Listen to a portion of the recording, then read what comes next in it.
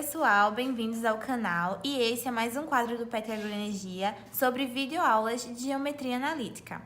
Bom, meu nome é Agnes e hoje eu vou falar para vocês um pouco sobre vetores.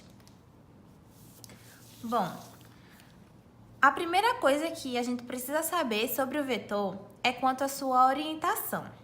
A gente diz que uma reta ou um segmento, ele é orientado quando a gente define um sentido de percurso para ele. Por exemplo, este segmento de reta, se eu definir que ele está nesse sentido, eu vou considerar que esse é o meu sentido positivo nesse segmento AB. O sentido negativo seria o sentido oposto ao que eu já adotei como positivo, como é nesse exemplo para este segmento AB. Vocês podem notar que eu posso representar o sentido de duas formas, tanto como uma setinha ou como por esse sinal aqui também. Bom, uma vez que eu orientei a reta, gente, ela é chamada de eixo.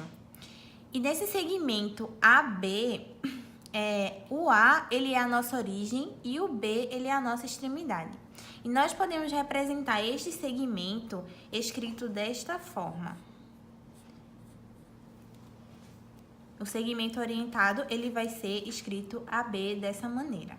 Ô Agnes, e se A for igual a B? Se a minha origem também for a minha extremidade? Nesse caso, a gente vai ter um segmento nulo, que é este segmento AA, que ele não tem comprimento. Então, gente, além do sentido, o vetor ele precisa de uma direção. E só é possível comparar os sentidos de segmentos que possuem a mesma direção. Estes dois segmentos, eles têm a mesma direção. Agora eu vou dar alguns exemplos para vocês, para fixar um pouco sobre a orientação de um vetor. Ok, vamos analisar primeiro esses seguintes vetores. O meu vetor XY, vamos comparar ele, o meu vetor XY, vamos compará-lo em relação ao meu vetor GA. Como vocês podem ver, a origem e a extremidade, elas estão na mesma direção. Então, eles possuem o mesmo sentido e a mesma direção. Já com relação ao meu vetor GA e o meu vetor QP, eles possuem a mesma direção, entretanto, eles estão em sentidos opostos, pois a minha origem e a minha extremidade, elas estão invertidas. Então, eles não têm o mesmo sentido. Entretanto, eles têm a mesma direção. Já com relação ao meu vetor AB e CD, eles não possuem nem os mesmos sentidos, nem a direção. Porque um vetor, ele está desse jeito e o outro nem sequer está paralelo.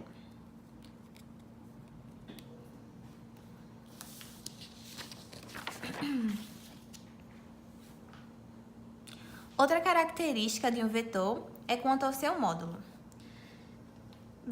Vamos considerar uma unidade de medida x. Nesse primeiro vetor, AB, eu tenho essa quantidade de unidade de medida, de unidade de comprimento bem distinta. Então, para a gente calcular a unidade de comprimento de um vetor, a gente vai representar da seguinte forma. Para esse vetor AB, eu agora vou representar com esse símbolo, que vai representar um módulo do meu vetor. Bom, ele vai ser igual à quantidade de unidade de comprimento que eu tenho nesse vetor. Nesse caso, nós temos 1, 2, 3, 4, 5, 6, 7, multiplicada pelo valor adotado dessa unidade, que no nosso caso é x.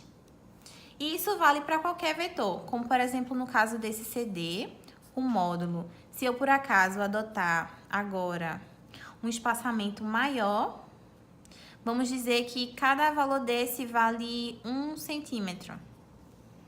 Então, eu vou ter 3 unidades de medidas que correspondem a 1 centímetro. Então, o módulo desse meu vetor vai ser 3. Nesse caso, se o meu x equivaler a 1 também, o nosso módulo do vetor vai ser 7. Bom, agora vamos falar um pouco sobre a equipolência. O que é a equipolência?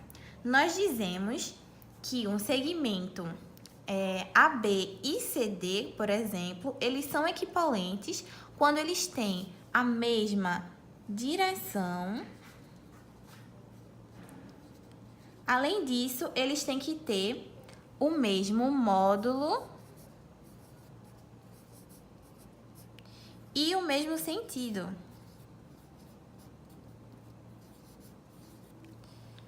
Quando nós temos 2 segmentos de retas que eles obedecem a essas 3 condições de igualdade, ele é considerado um segmento equipolente.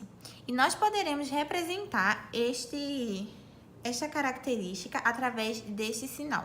Como eu disse anteriormente, se um vetor AB é equipolente a um vetor CD, nós representamos a partir deste símbolo, certo? Bom, antes de falar um pouco das propriedades, vou dar aqui alguns exemplos para a gente avaliar se estes segmentos eles são equipolentes ou não. No primeiro caso, nós temos o segmento WX e YZ. Como nós podemos ver, eles têm o mesmo sentido e eles estão na mesma direção. Além disso, o módulo deles também é o mesmo. Então, aqui eu posso considerar que eles são segmentos equipolentes. Já no segundo caso, nós temos que o segmento PQ e RS, eles têm o mesmo módulo, a mesma direção, entretanto, os seus sentidos eles são diferentes. E isso não classifica eles como equipolentes. No nosso terceiro caso, nós temos que o vetor UF e o C, eles possuem o mesmo módulo, entretanto, nós percebemos que a direção dos sentidos, a direção dos vetores, não é a mesma. Então, nós não classificamos como equipolente.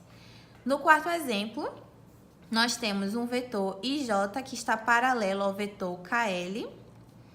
Eles têm o mesmo módulo, entretanto, sentidos diferentes. Então, eles também não são equipolentes. No caso 5, nós temos 2 vetores paralelos AB e CD. Eles têm o mesmo sentido e também têm as mesmas direções. Então, ele é um segmento equipolente. E o último caso é o sexto, que nós temos o vetor AB e o vetor CD. Eles estão em paralelos, estão na mesma direção, entretanto, o seu sentido é diferente e o módulo do vetor também é diferente. Consequentemente, ele não é equipolente. Então, pessoal, depois desses exemplos, nós vamos voltar para as propriedades de equipolência. Bom, a equipolência possui 4 propriedades que elas são bastante importantes para vocês entenderem essa condição do vetor. A primeira é a propriedade reflexiva. Então, para a propriedade reflexiva, se eu tenho um segmento AB e eu também tenho outro segmento AB, ou seja, é um segmento que vai ter a mesma direção, o mesmo módulo, o mesmo sentido, é um segmento que vai ser igual ao outro. Então, eu posso dizer que ele é equipolente. E essa afirmação é sempre verdadeira. Já a nossa segunda propriedade é a propriedade simétrica. Ou seja, se eu tenho um segmento AB e eu tenho um segmento CD e eles são equipolentes, se eu inverter esses vetores, ou seja, se eu tiver o vetor BA e o vetor DC, eles também serão equivalentes. A terceira propriedade é a propriedade transitiva, ou seja, eu tenho lá um vetor AB, que é equivalente a um vetor CD. E eu também tenho o vetor CD, que é equivalente ao meu vetor EF, por exemplo. Qual a informação que eu consigo absorver com isso? Se eu tenho que CD é equivalente a EF e CD também é equivalente a AB, logo AB é equivalente a EF. E essa é a nossa propriedade transitiva. A última propriedade, ela é um pouco intuitiva. Bom, se eu tenho um segmento orientado, vamos ver aqui, AB. E em seguida, eu tenho uma reta paralela a essa, onde eu tenho um ponto demarcado C.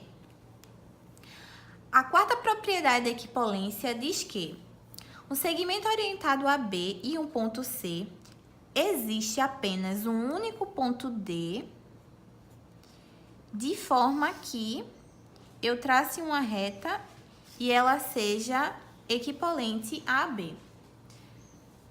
Bom, para ficar mais claro, o que eu quero dizer aqui, se eu tenho um vetor AB e eu tenho ponto, nesse ponto irá passar uma infinidade de retas. Entretanto, só existirá um ponto que vai unir uma reta que será equivalente a AB.